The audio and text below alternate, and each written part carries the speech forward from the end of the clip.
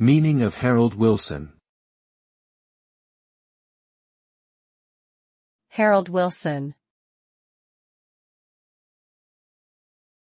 Harold Wilson.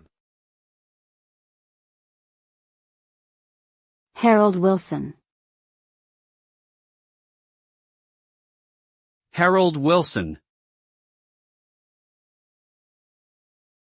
Harold Wilson was a British politician who served as the Prime Minister of the United Kingdom from 1964 to 1970, and again from 1974 to 1976. He was a member of the Labour Party and his government implemented significant social reforms, including the legalization of abortion and homosexuality, as well as the abolition of the death penalty and the introduction of comprehensive education. Wilson also pursued détente with the Soviet Union and helped bring about significant reform in Northern Ireland. In many ways, his tenure marked a period of social and economic change in the UK.